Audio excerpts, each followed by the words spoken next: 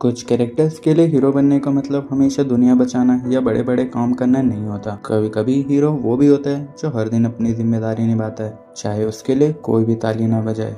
और नानामी केंटो की कहानी इसी क्वाइट स्ट्रेंथ की है।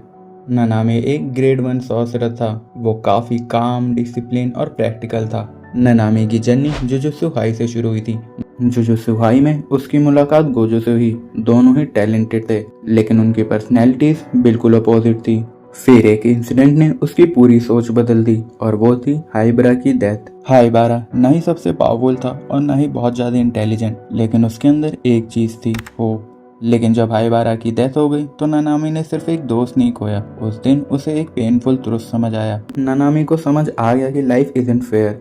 अच्छे लोगों के साथ भी बिना किसी रीजन के साथ बुरा हो सकता है। तो उस दिन से नानामी ने दुनिया को एक नए नजरिए से देखना शुरू कर दिया।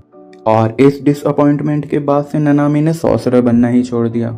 उसने सोचा शायद एक नॉर्मल लाइफ चूज करना ही बेटर रहेगा, लेकिन सैलरीमैन बनने के बाद से उसे एक और रियलिटी समझ आई। हर दिन same routine, same office, same stress. उसने रियलाइज किया कि comfortable life does not always mean a meaningful life.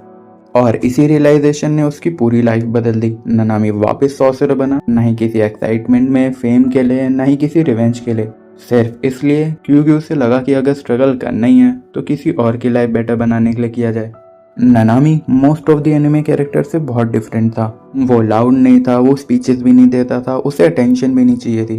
वो जानता था कि दुनिया अनफेयर है और वो आगे भी ऐसे ही रहेगी। वो काम बिहेव करता, लेकिन हर चीज के बारे में कंप्लेंट करता, क्वेश्चन करता, लेकिन फिर भी हर बार जब भी किसी को उसकी जरूरत होती वो उनकी हेल्प करता। उसकी रियल स्ट्रेंथ उसकी कर्व टेक्निक नहीं थी, उसकी रियल स्ट्रेंथ थी उसकी इमोशनल मैच्योरिटी।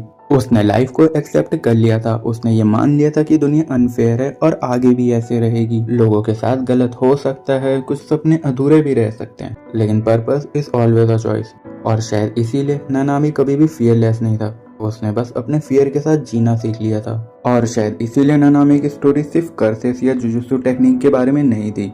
ये उस इंसान की स्टोरी थी जो रोज सुबह उठता, अपनी ड्यूटी करता और थक जाता। अपनी लाइफ के आखिरी पलों में भी नानामी किसी ग्लोरी के बारे में नहीं सोच रहा था, नहीं महितो से रिवेंज के लिए। उसने बस एक डिसीजन लिया, अपनी उम्मीद अगले जनरेशन के नाम करने का। और शायद इसी एक डिसीजन ने केंटो नानामी की पूरी जर्नी डिफाइन कर दी। और शायद इसीलिए he was one of anime's most human character. You take it from here.